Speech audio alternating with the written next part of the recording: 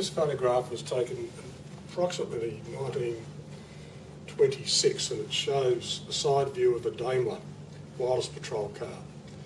Now, this particular Daimler is a 35 horsepower, 6-cylinder sedan, and the cars were imported to Australia in engine and chassis form only, and the bodies were built by local bodies to the specifications of the Victoria Police. Now this roof line here is called a California top, and it has side blinds that pull down and catch onto the top of the bodywork here. Now it shows a full crew of the Wireless Patrol. Senior Constable, and I'm sure that's Bill Black, who was in charge of the car, the full-time driver from the transport branch, hence the goggles, because he would be driving mostly night time with the side windows up. The patrolman sitting in a dicky seat facing to the rear. His job originally was to operate the rear-mounted spotlight to check registration numbers of cars that they were passing, and he had the list of stolen cars, and he had to compare registration numbers with the list of the stolen cars. Two more patrolmen seated in the back, and seated to the right-hand side is the wireless operator, and that is Cliff Ellison.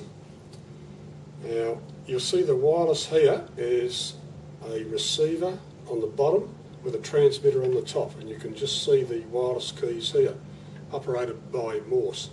Now, Cliff is either probably taking a message from D24, and he would then give the job to the senior constable. He'd tell the driver where to go.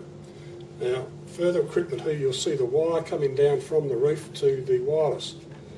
Now, that's connected to what looks like a roof rack, but what is in fact an aerial. Now, that's the aerial for the receiver, and that was stuck around the roof inside these copper tubings, because with wireless, the more wire you had, the longer aerial you had, the better reception and receiving. Now, the other aerial, there had to be two aerials, one for receiving, one for transmitting. The other aerial was sewn in the roof lining like a chicken wire, and they were always separate. In the daytime, at the finish of the shift, the wireless equipment was removed by the operator into the wireless operator's office and kept there. The cars would sometimes be used for general transport during the daytime, but the wireless was never in the car unless an operator was there. Now, Cliff Ellison, he's worthy of some note. He joined the police force in 1920 or 1922 as a wireless operator. He and Fred Canning were very good friends, and Fred Canning was the man who invented a transmitter small enough to be carried in a moving car.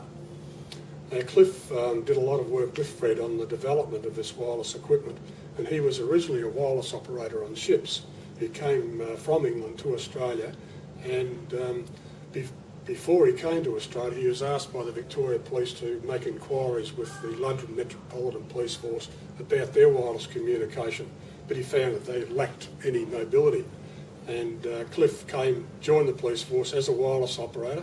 He was in the cars until 1942, when wireless transmission stopped and we went to voice radio. And from then on, he worked at D24 and retired in the early 1950s and died in the mid-1990s. Now, Cliff said that they would they'd work a fortnight night shift. There would be a wireless operator in at D24 who would get the jobs, do the telephone calls and transmit the jobs to the wireless operator, and the other operator would stay in the car, and they'd take it in turns. So the next night Cliff would be in the office and wouldn't have to endure the cold like you see the head enduring there. But this man is a true, what's the word? Lost it. What's the word? Innovator, yeah, in wireless communication.